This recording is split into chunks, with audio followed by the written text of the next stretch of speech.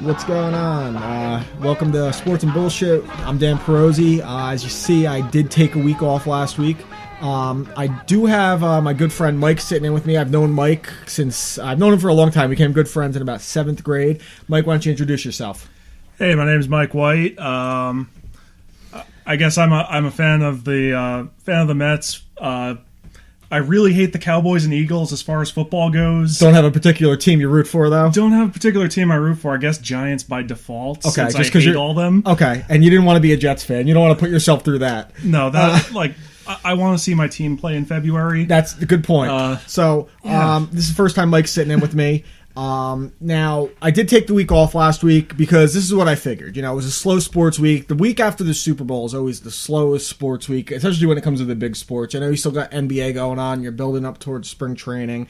And I knew as soon as if I did the podcast on like Tuesday or Wednesday last week, then some big story would have blown up. And sure enough, what happened? Michael Sam, Derek Jeter, Richie Incognito, Jonathan Martin, the Ted Wells report. So, sure enough, I was right. And that's where we're going to start out right away. Now, you heard the song we opened with the Village People, Macho Man, because I thought that was very appropriate for Michael Sam. You know, he's going to be the first openly gay professional athlete in any of the 4 major sports leagues. You know, I'm talking MLB, NBA, NFL, NHL. But, you know, the first openly gay. I'm 100% sure that there has been plenty of closet homosexuals. I'm pretty sure, you know, Mark Sanchez is probably one of them. You know, there's a lot of controversy around it. You know, it is a big deal. It shouldn't be, but it is. Now, I'm on the stance where I think that, you know, his play should dictate, you know, where he's going to be drafted. But you know, and I know that that's not going to be the case. Absolutely not. And if you watch, you know, he won SEC Co-Defensive Player of the Year. You watch him play, and he was a good player, but did he wow anyone with his play? That's the thing. I know his stats were there, but you look at him, if you look at his body type, he's built like a linebacker. But his physical attributes are more of a defensive end. And more importantly, I don't think he ever played linebacker in college. Never played linebacker in college. That's the difficult thing. And linebacker is so much about instincts. You have to have these great instincts. Well, pass rushing, it's, you know, you go straight. He doesn't have the physical attributes to set the edge, which you need to do as a defensive end. Which, you know, it looks like before all this that he was a pass rush specialist at best. And you know, not a quick enough pass rush, like Cliff Averill. Pure pass rusher. Doesn't do much else well, but he's lean, he's lanky, he's quick, he gets off the ball really well. When you're built like a linebacker, it's a lot harder to do. And when you're a linebacker, you have to drop back into coverage a bit more. So if he was looked at best as a 3rd-round pick before, now that he has quote-unquote controversy around him, that is going to hurt his stock. Yes. I think, though, I'll give you a devil's advocate argument, though. Go ahead. As far as his draft stock, though, goes, most of the NFL GMs I've read were already kind of aware that he was gay. Yeah, and closeted. And that, I think that would have affected his draft status to begin with anyway. Well, while it may have, they are now just seeing what the media around it is going to be like for the first time. Now that's out in the open. So it's a little bit different the way you're seeing it. It's a little different, but I don't think... When you think of it that way, and the fact that none of the people actually responsible for making the draft picks were very surprised by it. Yeah, then... But at the same time, the coaches, while the general managers and scouts may have known, the coaches didn't necessarily go into. The coaches are the ones that have to deal with damage control on the media more so. And that's where you're going to see a coach and a GM always make the draft picks together. You rarely have that time where a coach overrides a GM and vice versa. So that's where you're going to see the big difference.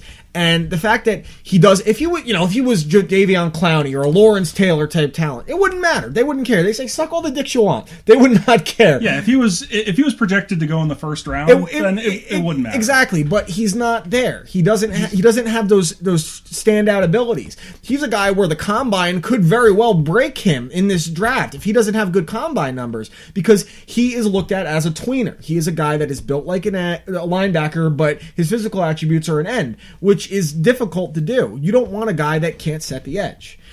And, you know, they did poll a bunch of the NFL players how they'd be okay with it, and it was overwhelming. The majority of them were okay with it. So that tells you the players are kind of ready. I know that you've seen a couple players speak out, it's against my religion. We're not asking you to go to church with them. If you polled every NFL player And if you took all the NFL players that were against this, okay, if they, homosexuality is a sin, yada, yada, yada, and you told them, you're guaranteed to win the Super Bowl if you draft this, how many of them do you think would sign up and say, we'll take him then? They wouldn't care. So unfortunately, it is going to affect his draft stock. I don't think it should. I don't really care. He doesn't wow me as a player, so I didn't care. I knew who he was beforehand. I never thought anything about that. But it is going to affect his draft stock. And, the truth is, the NFL is still at a point, while all these guys knew, they will take the guy that has battery claims, DUI charges, drug issues, before they will take the guy that will get more media because he is a homosexual. Yeah. I mean, it's absolutely ridiculous. I mean, would you rather have Michael Sam or Aaron Hernandez? Oh well, I mean, I want the guy that's actually able to play on my team, even if he's going to be checking out all my players' asses and cocks. It's just it's the truth. That's a very good. And even that, I thought I kind of stole this, but John Stewart, I saw Jon Stewart's rant. It was perfect on Jonathan Vilma.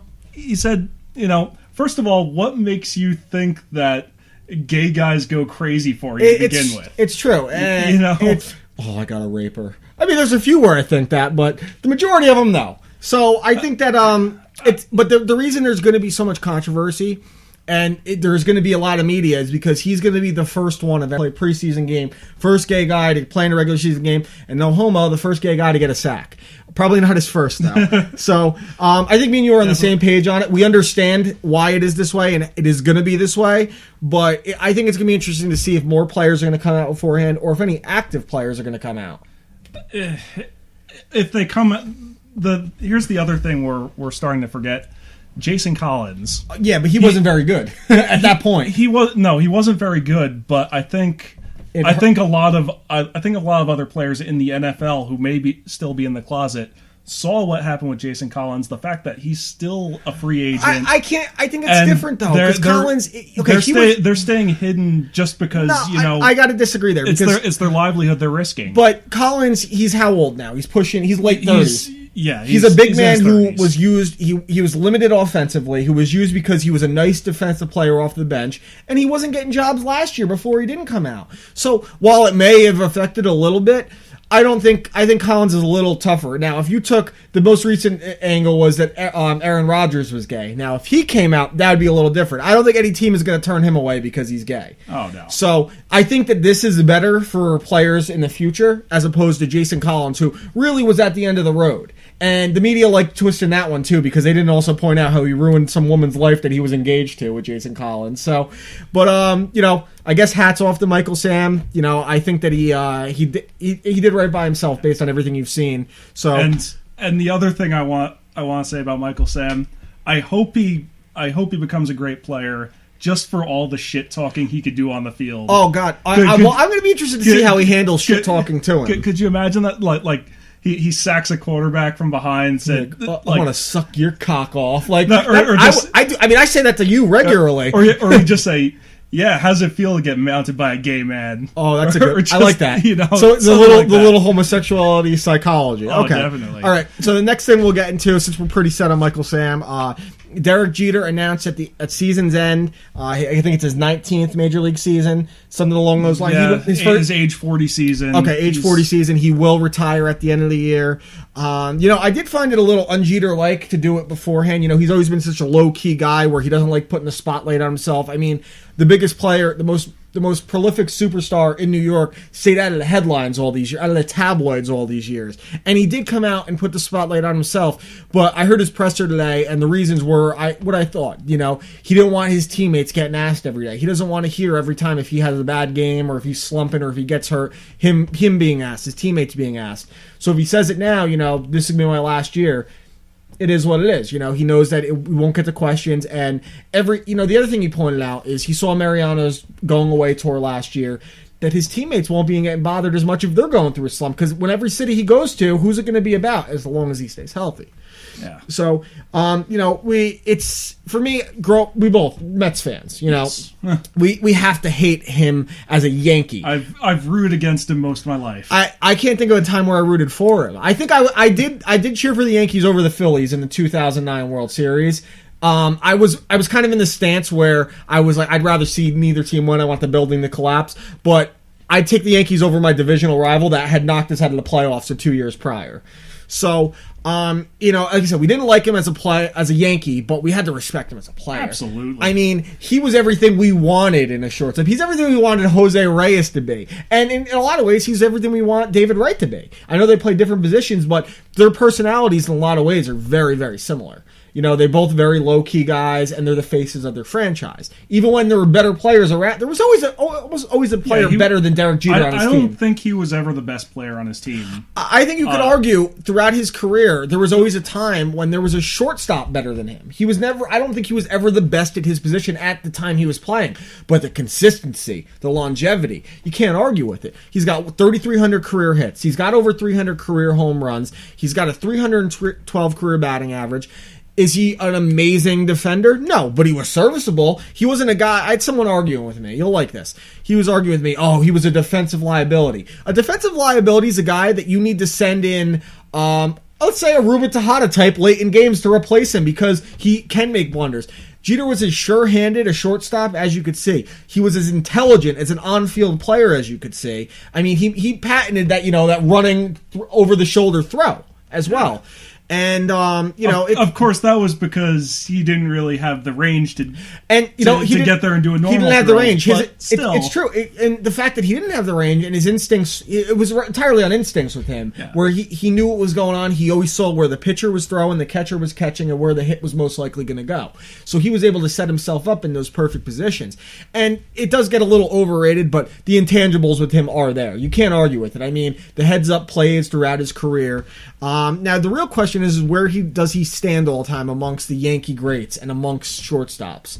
Now, it's impossible for me to put him above Mantle, Gehrig, DiMaggio, and Ruth. I don't think you can really argue with that. So if you have, everyone like saying the Mount Rushmore of players, he can't get above those four. No. Babe Ruth is arguably, if he's not the number one player of all time, he's number two.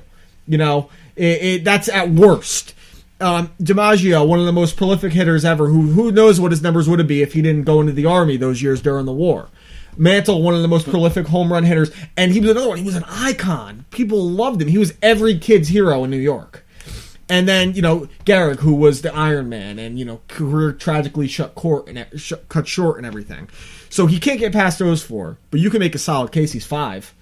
I mean, I think his play was above Yogi Berra's. Was Yogi Berra more of a iconic player over as his career went on, and the Yogi-isms, the little lines that he gave out?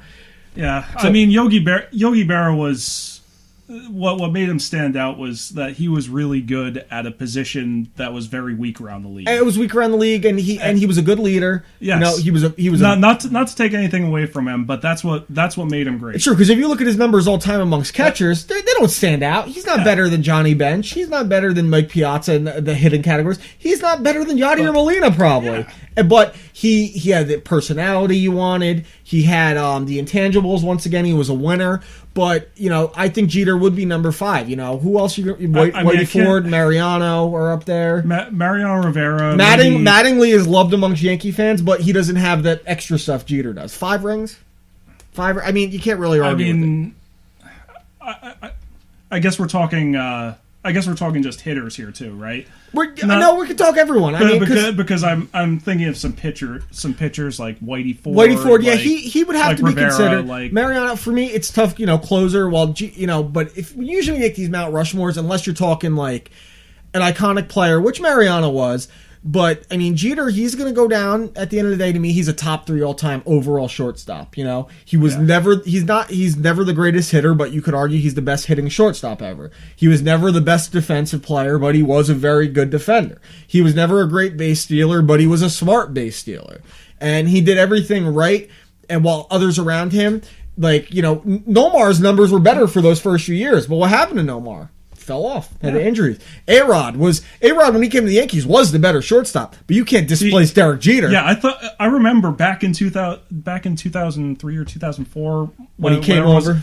I thought Jeter should have been the one to move the third base. But imagine how bad that would. No team can treat their star like that. You can't treat Derek fucking Jeter and tell him you have to move. And it wasn't. And it would one thing if he had just fallen off dramatically. But they were adding the best player in baseball. But at the same time, could you imagine long term all the hit problems he's had? And Jeter has held up fairly well until last year. So amazingly enough, look who was a better long term shortstop. Funny enough, and who was a better long term person and player, which really. You kind of knew that coming in. So I think he's one of the top 3 shortstops of all time. Some Mets fan, you'll love this. Some Mets fan was arguing with me that he might be a Hall of Famer. He goes in, he tiptoes in, like he can skate in. He's a first ballot Hall of Famer. Absolutely. I mean, pretty much 3,000 hits guarantees you're in the Hall of Fame. That's pretty much no brainer now. I think the only one right now that isn't 3,000 hits that's up is Craig Biggio, who has no steroids, but he was a compiler. Yeah, he'll get in. But he's going to probably, health this year, he's going to go in with over 3,400, close to 3,500 hits.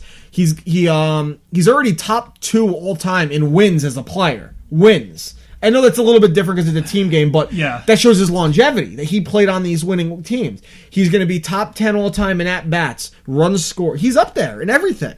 And, like I said, you want to tell me he wasn't the best ever at his position, but consistency, durability, longevity are such a huge deal. Unlike Cal Ripken, he never had to move positions. And he won. He had great teams around him, and he did have a team that was spending whatever they wanted, but that shouldn't work against him. It wasn't like his play was a problem, So I got a lot of respect for him as a player. He also, I have a lot of respect for him as a womanizer. The list of women... Those stories about him. Oh my God! Jeets. That's like that. That's me. I want to get a Jeets shirt, and I am not a Yankee fan in the least bit because he's yelling Jeets while he's laying pipe to a woman. But think about that's confidence, dude. Jessica Alba, Jessica Biel, Scarlett Johansson. Like I would need 15 seconds with each one of them, and then I would sit there and cry for a few hours after because I know my life would never get better. And he's been with all of them and supposedly gave herpes to at least Jessica Alba. So he's pulling tail with herpes nonetheless. And he always gives him a gift bag. You heard about the gift basket? Yeah. Gift basket with like cheese and wine and a signed baseball. That's phenomenal. So I got to salute him. I hope nothing more than the Yankees don't have a good season, but it was like seeing Mariano last year. It was tough to see. I grew up watching this guy, hurt my Mets. And they were always the better team. But now looking back as just a pure baseball fan, it's been like this the last few years with him. I can't help but respect the guy. Yeah. I mean, he's how I feel about him. He's one of the best players in baseball to have done what he did, and and I always respected his hustle. He never took a play off. Was always sprinting down the line if it was a fair ball, and that rubs off on your teammates. Absolutely, too. That's leading by and that's example. Why he's such a great leader. So next, enough we've cock-gobbled Jeter a little too long now for being Mets fans. But next thing I want to get into is the Ted Wells report came out about the Richie Incognito Jonathan Martin bullying scandal. Did you get to read any of it, Mike? No. Okay, so I'll give you the basic gist of it. I'm sure you've heard some of the media stuff, and it doesn't look good on Richie, Mike Pouncey, John Jerry. Jonathan Martin was bullied, the victim, the whole deal. That's kind of how the media has been spinning it the whole time. And from the outside of it, when you look at just the basic, the fine print, or not the fine print, but if you're looking at a movie poster and you see the basic things, that's what it looks like. You know what I mean? But I read the entire thing. This is like a 170-page article or report. I read the whole thing. The first thing I'm going to tell you, it's hilarious. It's extremely hilarious. It's definitely not safe for work. So if you have someone that's going to be peeking over your shoulder, don't read it. But just a couple things. There was tons of mentions of Jonathan Martin's sister and her squirting juices. Like, there's like a gangbang in there. Like, Richie Incognito said, we got to cover everything in plastic because his squirting sister is coming over. He said, I need her over here for her healing squirt juices. Like, pretty graphic stuff. But nothing, I've said things like that to friends before about their siblings and probably their moms. Sorry, Matt. Yeah. Now, this is my favorite incident. There was a Japanese assistant trainer with the team, or Asian Japanese. I guess he was Japanese. And Mike Pouncey, Richie Incognito, John Jerry, and Jonathan Martin. Jonathan Martin was in on this. They wore headbands with the rising sun on it and called him Chinaman, and they threatened him for retaliation for Pearl Harbor. It's a trainer on the team.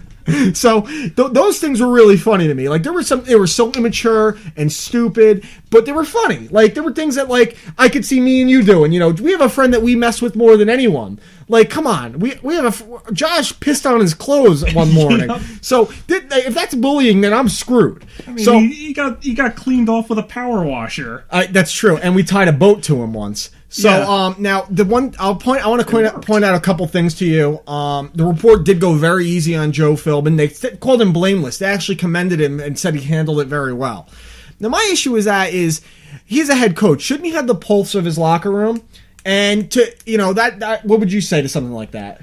Yeah, what I think is either way he comes across as either an idiot or an asshole. So it doesn't look good. So I thought the same thing. It doesn't look good on him, and this kind of thing, if it's over the line, he's the person that could put a stop to it. But the one thing I do agree on, the majority of it, the head coach can really put his foot down when it comes to the majority of the stuff does sound like it went on outside of the locker room, which he cannot be a babysitter outside there. He can't be calling these guys up unless he finds out they got arrested or something. And Jason Taylor was on a radio show today talking about it, and he said, I'll tell you, all the years playing with the Dolphins, there was only 3 or 4 times where we saw the coach in the locker room, and it was only for a couple seconds at a time. He doesn't come in the locker room. So how much does he really know what's going on there? But at the same time, Jason Taylor also said, the coach knows what's going on. He knows if someone's having a bad week, if they have a sore throat, a headache. So he doesn't believe... He didn't say it outright, but he didn't believe that the coach had no idea outright. But this report got into everything. I did find it kind of odd that they did... Joe Philbin was completely blameless. Yeah, and I mean, it's the head coach's job to know what's going on with their players, so he can bring out the best in them on game day. Exactly. So, and you know, as this blew up, the team did play really well. He rallied them together while most teams would have gone into just a deep losing streak. He pulled them out of a losing streak and got them on track for the playoffs, only to lose, which is why he should have been fired in the first place. But my whole issue with the report is that there's a lot of loose investigations. Like, they found out something about a player and then didn't consult with the player they found out something about. Now, the one I'm speaking of, there was a couple players that weren't mentioned by name. They were known as Player A, Player B. Now, Player A was someone who was harassed and called gay regularly, including by the team's offensive line coach, Jim Turner.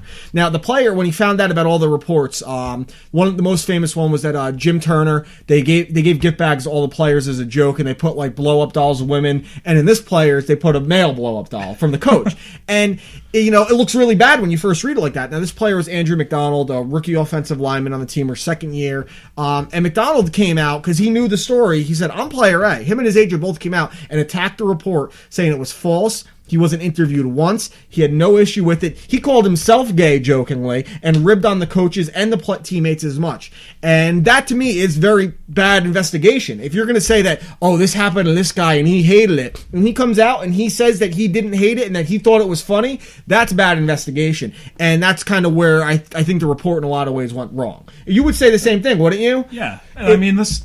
Don't tell someone else how they feel, and tell other people this is how they feel. When he came out on ESPN and his agent went on there with Bob Levy, and Levy was upset that McDonald wasn't bothered by this.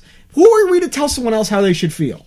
I mean, if you're going to take months investigating this whole incident, this whole culture, you got to be thorough. Exactly.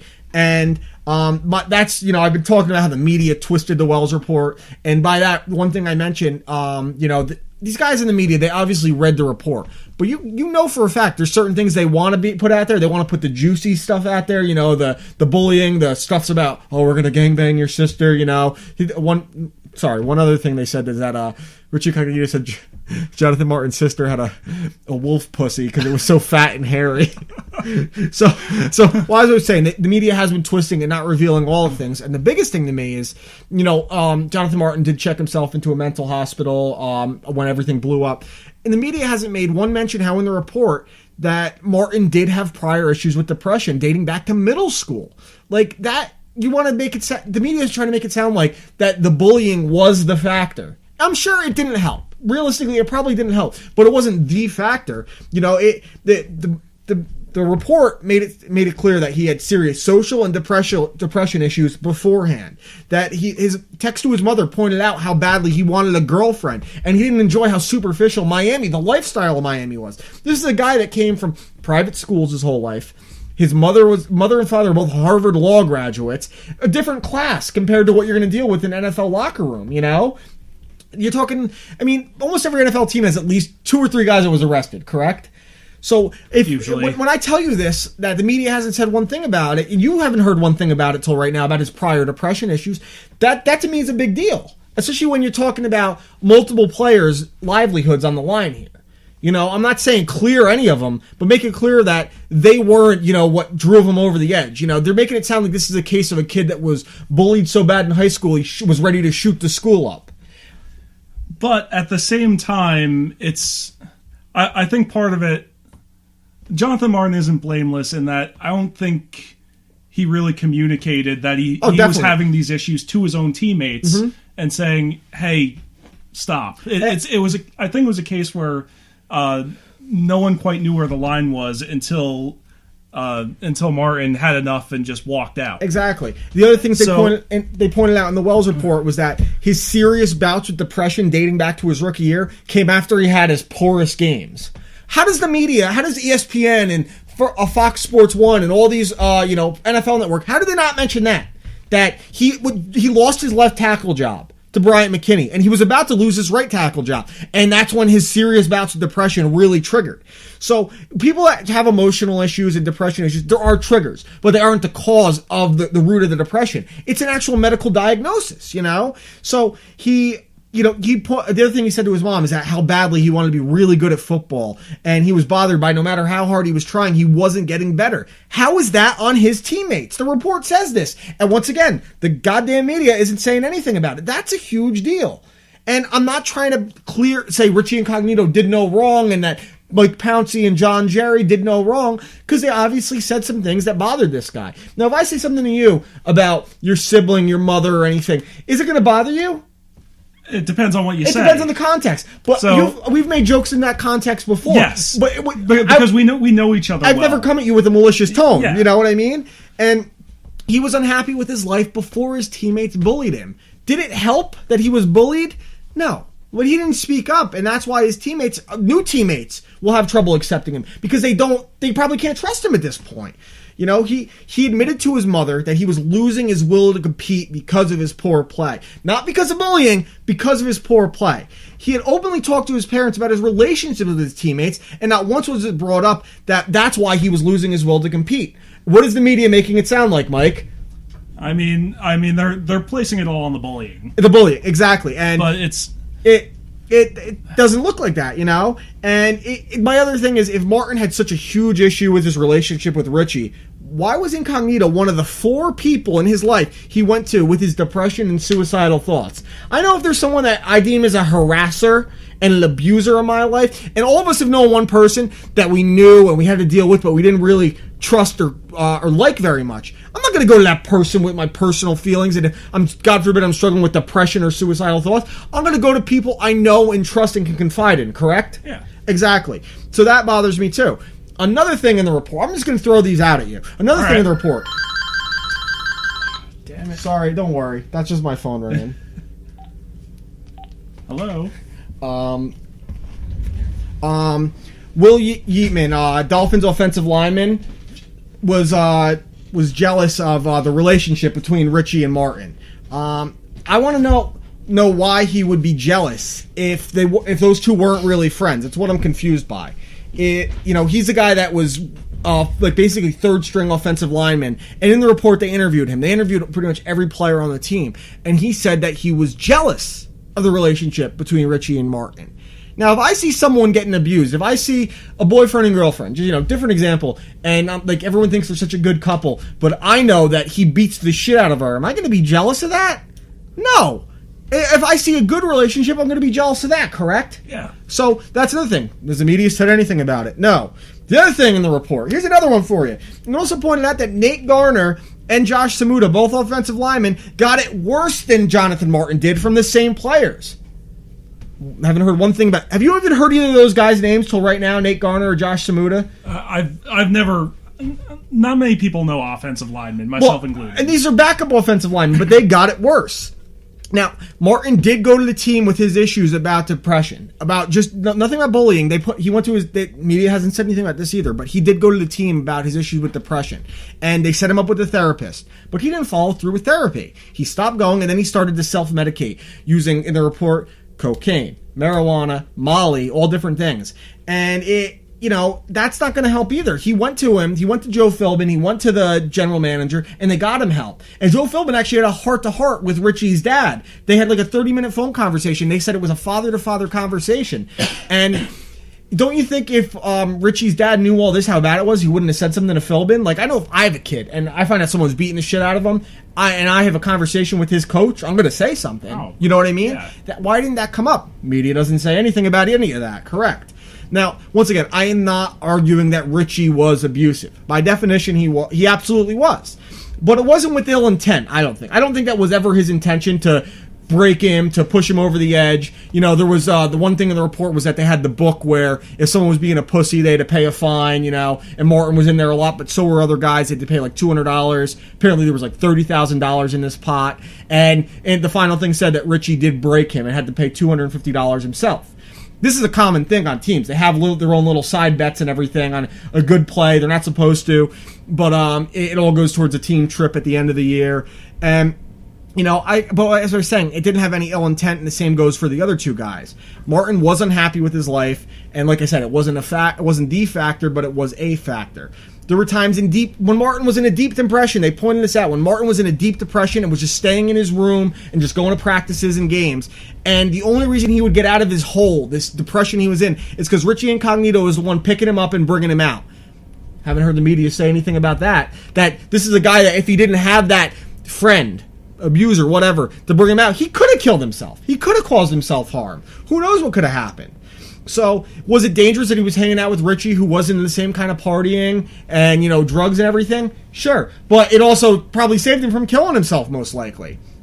So, ultimately, this is about, ultimately, it's about, what kind of workplace.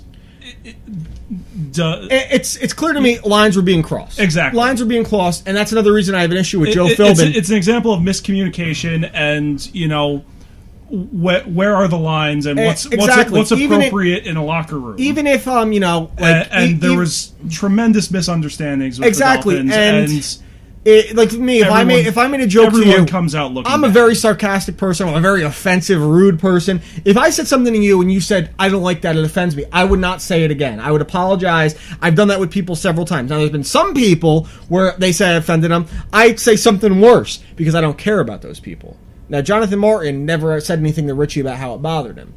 And I think if he did, Jonathan would have stopped. Or Richie would have stopped, excuse me. Now, my issue again with Philbin is that the reason there was no leadership and there was no lines being drawn is because of his design. He didn't want those kind of vocal leaders there. He didn't want Carlos Dansby. He didn't want Reggie Bush. He didn't want Jake Long because they were the alphas. They were the leaders. And he got rid of them. And that left Richie Incognito. He is a type A personality. If he's your biggest type A personality, he's going to be the leader. He's going to be the captain by default. And he was elected captain. So that's, again, on Joe Philbin. I know that he may not... if he was that ignorant, he's an idiot for being that ignorant. But if he didn't know, it's his fault that this all occurred, in my opinion. Now, as I wrap this up, you've heard enough, but Jonathan Martin is a man... He's got serious health issues, I've been hard on him for everything leading up to this report, thinking that he threw it at... he was just throwing people under the bus because of his play. I wasn't fair. I'll openly admit I wasn't fair. But I think that the media is one of the reasons this is happening, that I have to be harder on him. There were things in the report that I read and saw, the abuse stuff. It wouldn't bother me personally. I got a thick skin, But what some people find funny and playful may bother someone else. Some people have thick skin. Some people can and will stick up for themselves. Others don't have that fight and fire in them. And Jonathan Martin is the latter of the two. And I think another thing with him is he was really intimidated. Yeah, he was intimidated. Incredibly intimidated. And it wasn't until he walked off the team that he felt liberated. That everyone kind of saw it. Yeah, and that's unfortunate, but that's another. Well, yeah. Sorry, I keep going back to Joe Philbin, but he knew his player had issues with depression, and why didn't he ever follow up on it? Media didn't say anything about that. And, I think for Jonathan Martin, at this point, I'm glad it's over. I know everyone was like, oh, well, Richie Incognito will be facing a suspension now. They can't. He was suspended by the team, the CBA, that he cannot be dictated. He cannot be suspended twice. So he can go play right now. Mike Pouncey and John Jerry are another story. But with Jonathan Martin, he needs to get mental health first and stick at it. He's got to stick at it. He needs to be medicated, whatever it's on. But he needs that kind of help because he's obviously not right. And whether he was intimidated, it could be because of the different social classes, how he was brought up. Richie was brought up in an abusive household, so he's going to be a different person. Just the psychology is different. But Jonathan Martin is going to have trouble finding a job. Yeah. I mean, do you know how many players have come out and said they want a guy like Richie Incognito on their team because they want a guy that'll fight for them in the trenches? In the media, this report also did point out how every time Martin was getting pushed around in practices and games, Incognito was the first one running to help him. So my issue here, my whole idea has been that the media has twisted it. You didn't know any of this stuff, and now it paints it a little bit differently. To me, I feel worse for Martin for all the other stuff he has going on emotionally than I do the bullying stuff. And I genuinely do hope he gets the help he needs. I just think he's going to have a hard time finding a job, and hard time keeping a job. I mean, how long has he been in the league? This was his second year. Yeah, so he's young. He's young. He's younger than Richie Incognito. But he's just a little bit under below average in terms of the average career length for a player. Yeah, so it wouldn't be surprising. But some team, it'll be a great PR move if they bring him in too. So enough about that. I just chewed everyone's ear off. I've been going on about that stuff for months now because it has been such a big story in the NFL, probably the biggest story of the season. Yeah. So. Last thing I always want to talk about a little bit is spring training has really started up. Pitchers and catchers are there. The better, more intense players have all shown up. David Wright's there. Guys working for jobs like Ike Davis is there. God, Ike Davis, you need it. There's not a ton of storylines. I'm very excited to see how the pitching pans out, despite the loss of Matt Harvey. That's a pretty good rotation. You're talking Neese, Dylan G, Bartolo Colon, and Zach Wheeler as your 4, and then 5 will be fought out between John Lannon, Daisuke Matsusaka, and Henry Mejia. I want to see Mejia get it. Me too. I want to see the youth, but this is the truth, though. That is just a warming spot for Noah Syndergaard, because he's close. They were talking about him in camp. He's put on about 15 pounds of muscle. He's 6'7", 245. You think he'll be up in 15? He'll be up in, from the sounds of it, same thing as Harvey, between June and August. Damn, he's throwing 97 to 100, a wicked curveball, changeup, and he's 6'7". He's huge. Has he even played in like Double-A yet? Yes, he played Double-A last year, and he was great. Okay. And it's crazy to think about Syndergaard because he was a secondary piece in the R.A. Dickey trade. Yeah, he was looked at as like a number 3 or 4 pitcher at best, and now he's listed as one of the 3 best pitching prospects in all of baseball. Yeah, that was a steal. The other pitching prospect to watch out is Rafael Montero because he's apparently pretty close too, and he's listed in the top 20 of pitching prospects. What I want the Mets to do, I'm not going to get any other teams. We're going to build that up to the season started. Nelson Cruz and Steven Drew are both free agents right now. Who is our shortstop, Mike? Ruben Tejada. And if it's not him, it's fucking Omar Quintanilla. Ugh. God. I don't think Quintanilla's even on the team anymore. No, they signed him, I believe, to a minor league. They signed him back? Minor league contract. Because I saw they released him. Okay, in Tejada's best year, which was 2 years ago, he had a nice year. He batted .289. You know how many RBIs he had? 25. He's got 2 career home runs. And he's a nice shortstop. He plays the position fairly well. He's smooth, yes. But he was a second baseman at first. He doesn't have a true shortstop range. Steven Drew is a great defensive shortstop. He's a very, very good. The numbers just show he's a very good defensive shortstop, and he's a decent hitter too. He batted .260 last year, 13 home runs, 65 RBIs. Sign me the fuck up.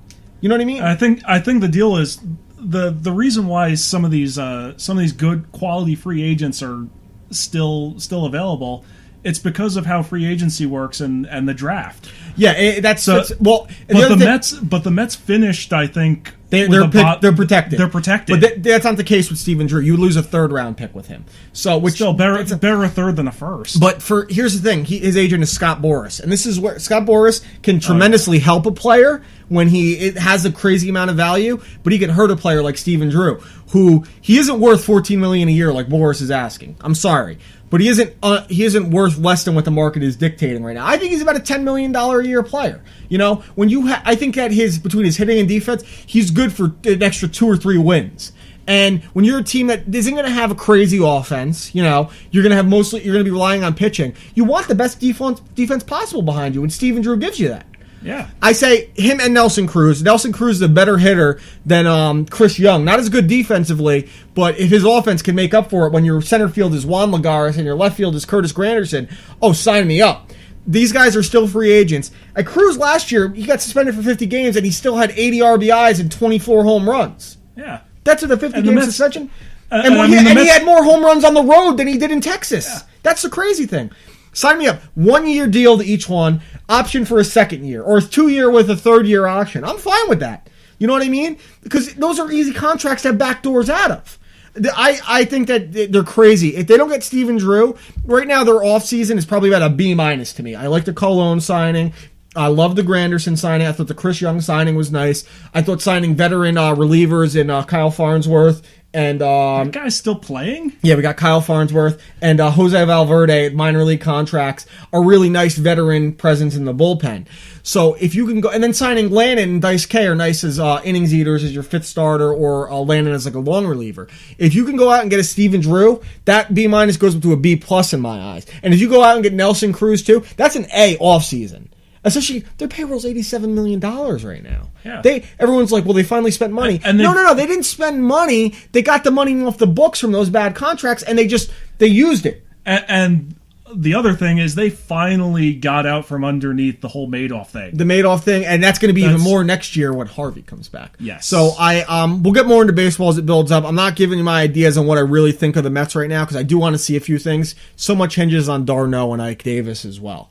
Now let's get into the Q&A. This is your first Q&A session. First question. This is actually from my friend Jake, who lives out in California. He's a Seahawks fan, and this is kind of funny because the Seahawks fans, they got an issue with Peyton Manning for some reason. Like they think because they didn't destroy him enough, they need to go after his record. So this question is: do you think Peyton Manning's records this season are all skewed by how many blowouts he played in? No. The reason there were blowouts is because he was the one leading it. Yeah, and you got to keep in mind, it wasn't like he had a great defense and was just running up the score. He did run up the score a few times. He earned the right to do that. You know what I mean? The only time I really saw where he ran up the score was the touchdown that broke the record against the Texans, which Wade Phillips pointed out too. So it's really unfair to say it skewed it because he was on that pace from the opening game of the season. I mean, yeah, it's not at all skewed. No, it's not. I mean, he's had seasons very similar to this before where the numbers are just other. His career is otherworldly. Yeah. And now he had a great cast around him, and he didn't make mistakes, and he led the most prolific offense ever, and they came up short in embarrassing fashion, but you can't take away his regular season. And I mean, Peyton Manning, I'll say this about Peyton Manning, throughout his career, especially in Indianapolis, he's always made mediocre players look like demigods. But to his credit, Decker was a pretty good player. Demaryius Thomas was pretty good, and Wes Welker was obviously savage. But they never had 1,000-yard seasons until he showed up. I think he had a better than average supporting cast around. That was his best offensive supporting cast, you know. So we'll agree on that one. Next question is, with Dan Marino fired by CBS, do you think the Dolphins should hire him in a front office position like the Broncos have with John Elway? I don't know if you heard both. Dan Marino and Shannon Sharp were fired by CBS. Sharp is awful anyway with his stupid, this is not racist, gorilla face. He does look like a gorilla. No, my problem with him is those awful ties he wears. They're pretty bad. But he's such a, he said that Joe Philbin should be suspended for this whole thing. He's so outspoken against. You don't suspend a coach, you fire him for shit like that, especially when he hasn't won it. You suspend Bill Belichick. You don't suspend Joe. Who the fuck is Joe Philbin? As far as Marino, should they hire him to a front office position? I think it'd be a great PR move for them right now. I think they need a good PR move. They need a distraction. I think it'd be great. And people forget that he did take a front office job with them back in, I think it was 2003, and he quit after like 3 weeks. And he admitted that he wasn't ready for it at that point. He didn't realize how demanding it was, and that he has been removed from football outside of the cushy analyst position. He might be ready for it. I think it'd be pretty cool. It's just hard when you just hired a new GM to bring in a guy like Marino who is going to command the presence. But it might take away attention from you as well in your first year. So I say hire Marino. Let him do something in there. You know what I mean? Hire Jason Taylor. I mean, Marino, by all accounts, you ever hear him talk, stutters a lot. He doesn't seem like a crazy bright guy. John Elway is a very intelligent person. Jason Taylor is one I'd like to see in there because he is a very, very intelligent person.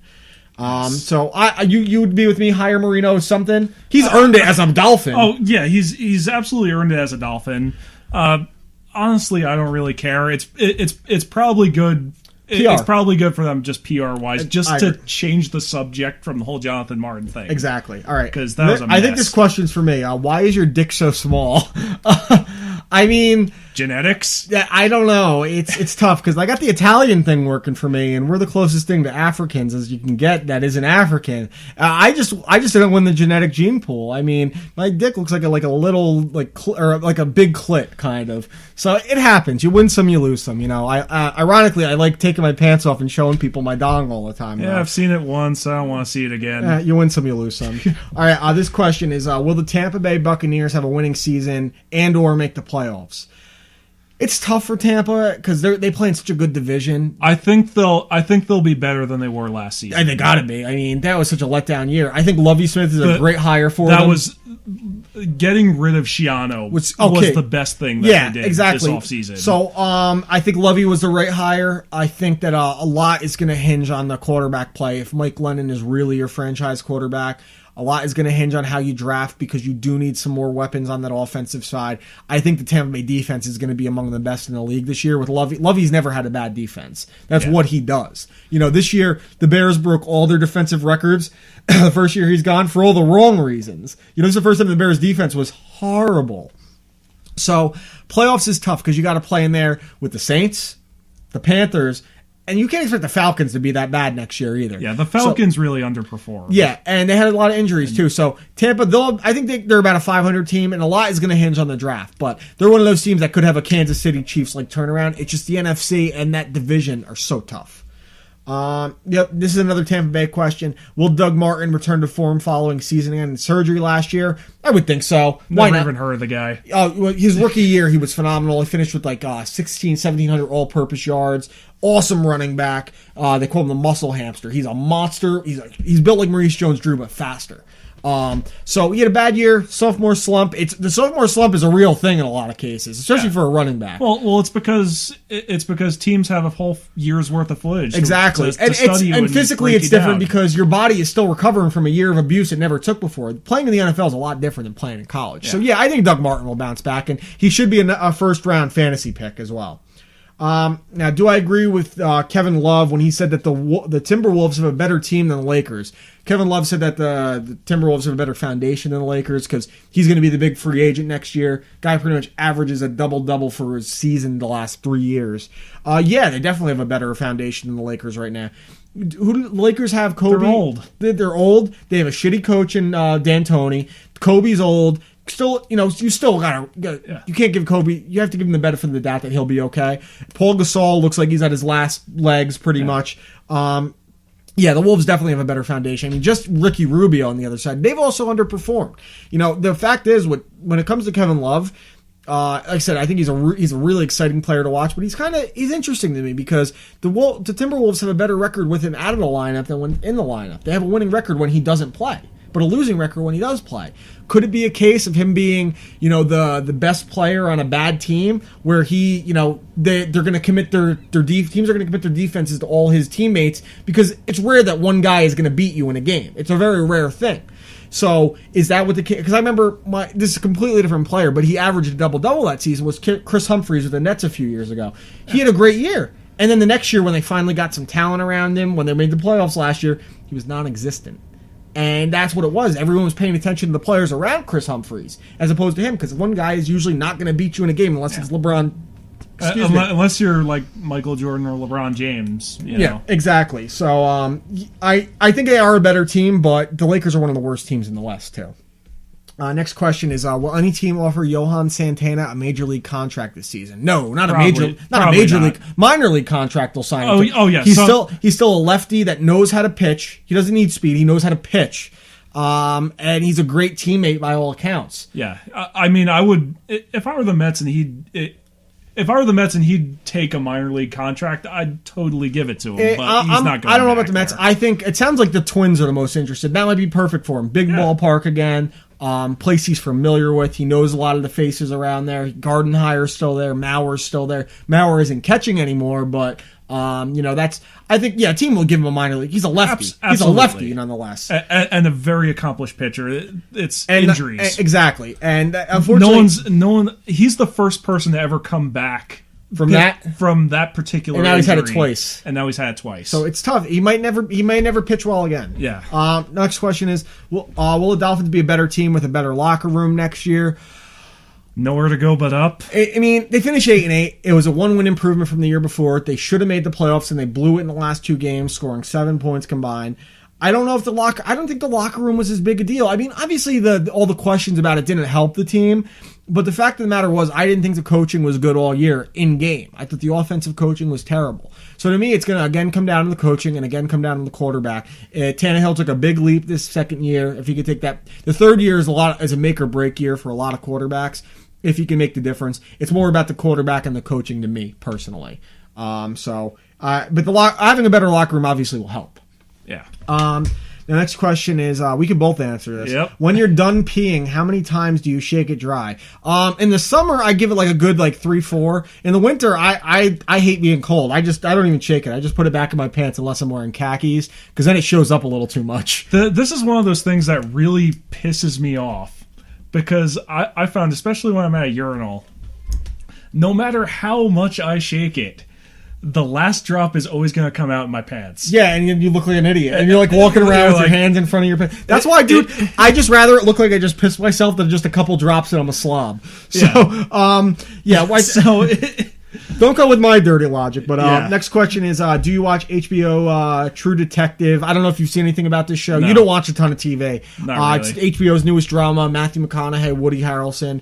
I have not watched it yet. I admittedly don't watch much TV. Since Walking Dead and then Breaking Bad were the only shows I watch. So no, I haven't watched it. I'm very interested in it because I'm a huge Woody Harrelson fan and I like McConaughey a lot, and HBO generally makes very good programming. I will get on it at some point. It's just TV is just, to me, it's like I like watching the whole series straight through, like one long movie kind of. So at some point I'll classic get on it. Binge watcher. And I haven't heard a bad thing about it, so it has to be good.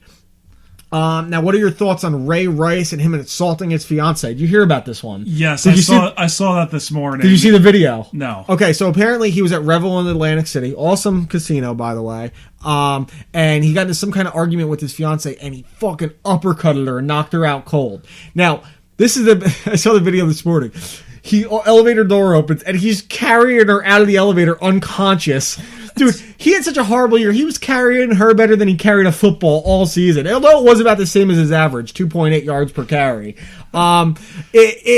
This is, you know what? I'm not going to get into the topic of abuse towards females, but one of my favorite quotes is that if a man is going to knock a woman out in public, that means he's most likely giving her a few Mike Tyson rounds in private. You know what I mean? Tell me I'm not wrong. Now that they have him on footage, he's probably going to face disciplinary action, even if it's the first time. That is a terrible look for the Ravens and a terrible look for the NFL. And I expected more from him because I've always thought he was a good dude. Well, no, forget disciplinary action from the league. He could do time for this. He can do time, but if his fiancée presses charges, and you know these women, they always. Were I her, I probably would, but yeah, but who knows? I mean, I'm really disappointed because I love Ray Rice. Did too. As a fan of the Rutgers football team. This gives me another reason. Player they ever had. Gives me another reason though to hate the Baltimore Ravens. It's I hate them, so it gives me another reason. Next question is: where does a win over Rory McDonald put Damian Maya? I don't think it puts him much anywhere because Maya's coming off a loss. McDonald's coming off a pretty bad loss. It probably puts him in that echelon of, gatekeeper, close to a title shot. They need a few impressive wins. I do think Rory's going to beat him, though. I know you can't really answer on MMA. Never. You watch it, but you don't keep up with it.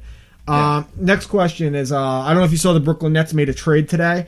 They traded Jason. I did not see this. They traded Jason Terry and Reggie Evans to the Sacramento Kings for Marcus Thornton, and they asked if it's a good move for the Nets. I loved Reggie Evans last year. He was awesome. He finished with the most rebounds per 48 minutes in the league as a reserve off the bench. But that's pretty much all he does. He's an exciting player off the bench because he's fiery, he goes after the ball, he's aggressive. He can't do much else. Horrible free throw shooter. Horrible low post game for a big guy. And doesn't play great defense either. I mean, rebounding isn't defense pure. You got to shut your guy down. And he came out of Jason Kidd's rotation when Jason Kidd became the head coach. And then Jason Terry, he's at the end. He's shooting about 300 from the field, playing more point than anything, and he's a good distributor off the bench. But they have Sean Livingston as well. So Thornton is having a bad year. Last year he averaged about 18 points per game. The year before about 21 points per game. This year he's averaging about 9.5 at 24 minutes. and he is making quite a bit of money, but he's only getting paid about $700,000 more than these two, Terry and Evans combined. It's a good move for them. Gives them a little more offensive output off the bench, because Terry was only averaging like 5 points a game, and Reggie Evans is averaging like 2. So that's more than that. 8 points is more than that, and maybe having this better cast around him with Joe Johnson, Paul Pierce, Darren, Plumlee, who's been awesome as a rookie, Blatch. I think it's a very good trade for them, especially considering they didn't take on much money, and he's only 26. I don't even know this guy. So he's 26. These other two were over 30. So good move. All right, especially if the guys he gave up aren't contributing much. Exactly. Next question is: do you think the new 300 movie will be good? The first 300, it was okay. It was entertaining. Yeah, I enjoyed it. It was a cool movie. There wasn't a ton of story to it, but action-wise and visually, it was awesome. Does it need a sequel? No, I don't. I mean, this is another thing that made. I don't know really where you go with a sequel to that, especially if you're basing it off history. You can't. So I don't think it'll be good. I think it's gonna be one of those sequels where everyone's gonna be like, "Why did this happen?" Kind of like Boondock Saints 2 or Godfather 3. So no, I have no interest in it. On the same topic of movies I'm looking forward to. The trailer for Guardians of the Galaxy came out, which looks okay. I do want to see RoboCop. I heard it wasn't even that great. I didn't hear it was that bad, but it wasn't that great. I'm obliged as a RoboCop fan, like morally, to see it. The original RoboCop is one of my favorite action movies ever. That was a great movie. But my buddy pointed this out to me. My friend Ryan pointed out to me a review of RoboCop. You know the line, I'd buy that for $1 from the first RoboCop? Yeah. The review says, I wouldn't buy this remake for $1. Which, I'll have to see it at some point. I want to see 22 Jump Street. Looks funny. There's not a ton else I'm really looking forward to. So it's kind of, I think you have to wait for really the big summer trailers to start rolling out. The winter into the spring is dead. Dead. It's the spring and the fall are usually the times when they put out the studio. The new Captain America. The new Captain America I'm most looking forward to. This past summer was a huge movie season too. So next question: who's going to stand out in the combine? I think Jadeveon Clowney. You could say whatever you want about his work ethic, but physically he's a monster. If he runs a 4.40 at his position and his size, oh my God, forget it. So Clowney, that next question is also about the combine. Who do I think will rise and fall in the combine? Justin Gilbert is the biggest standout to me. He's a cornerback for Oklahoma State. He's about 6 foot. I think he weighs in about 210, 215, and he can apparently run a 4.340 at corner at that size. That will put him, he's already projected as like a second to first round pick. That could make him a potentially top 15 pick. That speed and that size, oh my God. He's a guy that doesn't need to press because he can catch up on a broken play. So him, tight end from Notre Dame, Troy Nicholas, he's going to be another one because he's the best blocking tight end. Not crazy fast, very good hands though.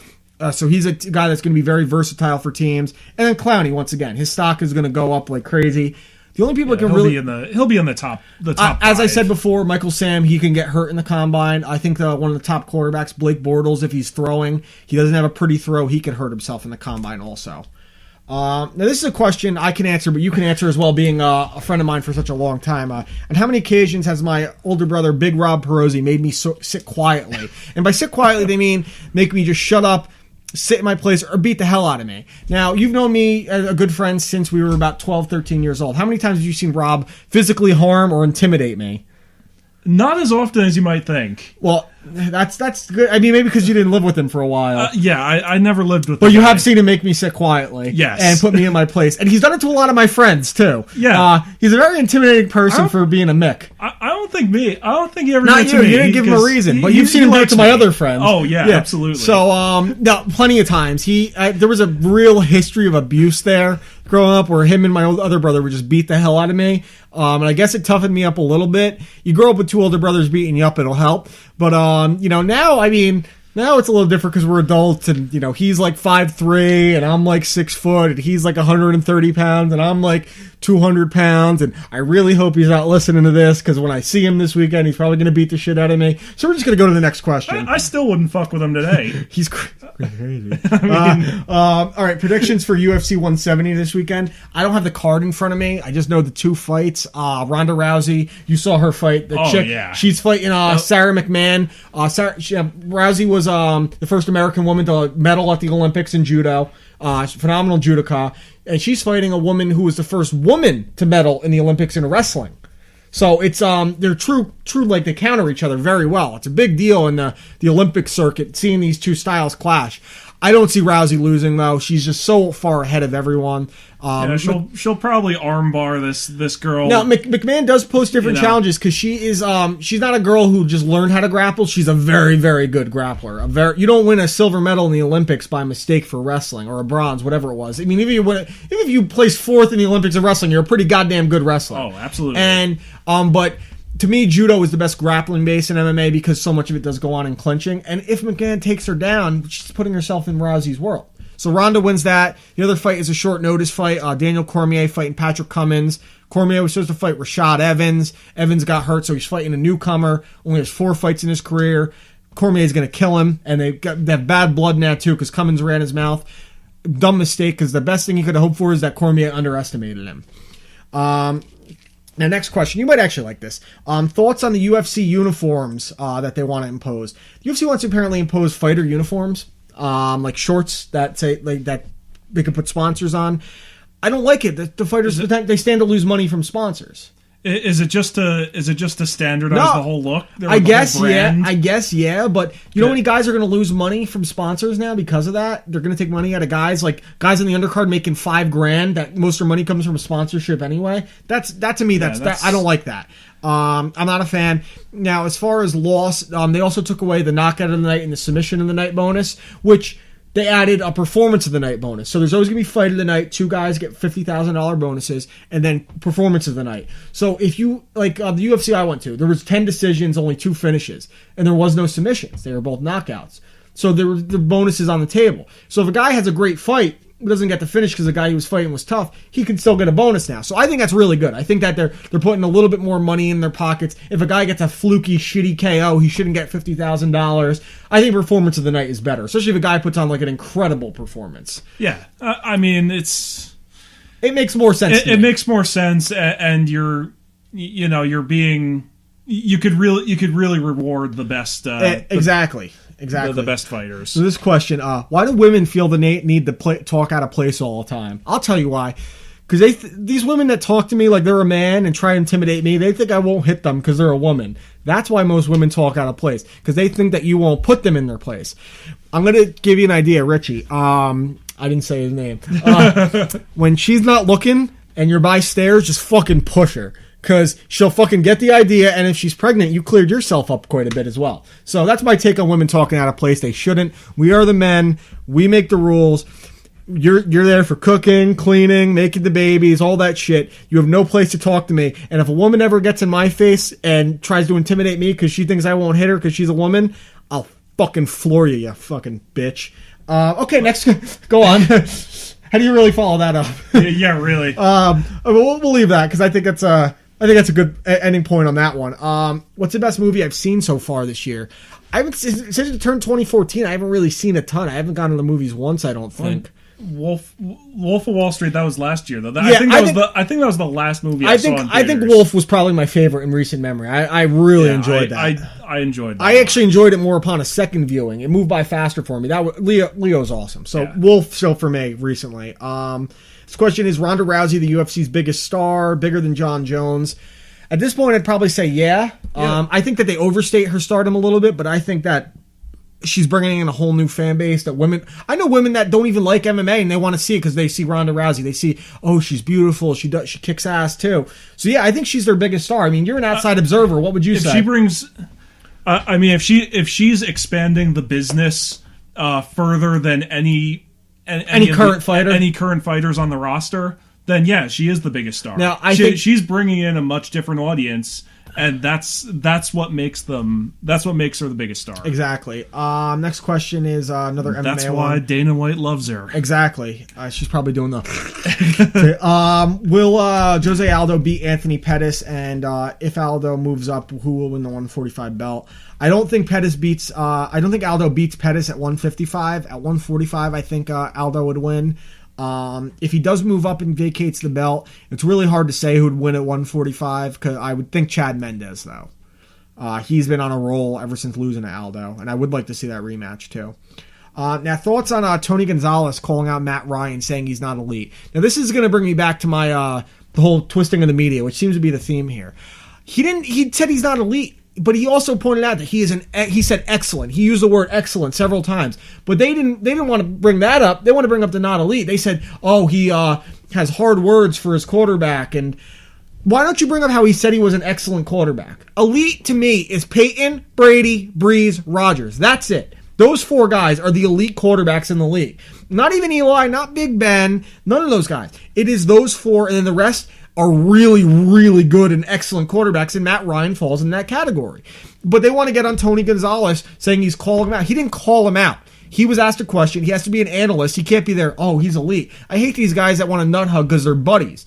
And he said, Tony Gonzalez came out and said, they want to act like me and him aren't friends. I'm going on vacation with Matt Ryan and his wife next week. And you really think I want to talk bad about someone I'm going on vacation with? And this is, once again, the media trying to create a headline.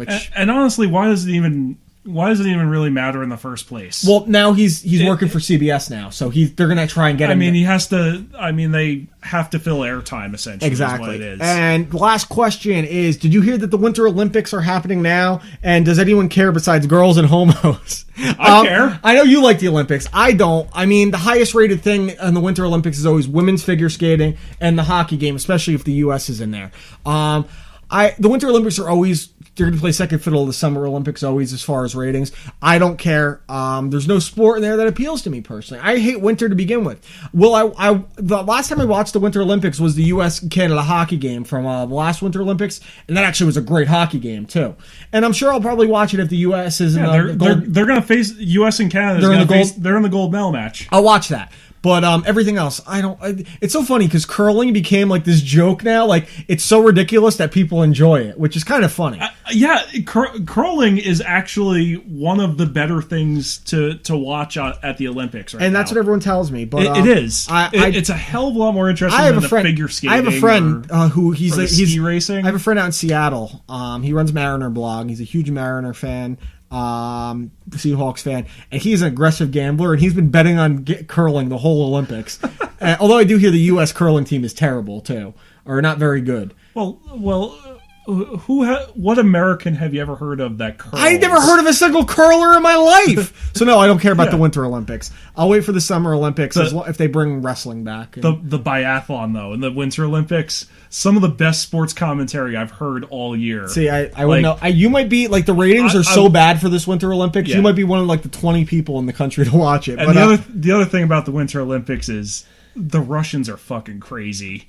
Did you see the Olympic skier, the Lebanese woman that she got in trouble because there's pictures of her posing nude with her skis?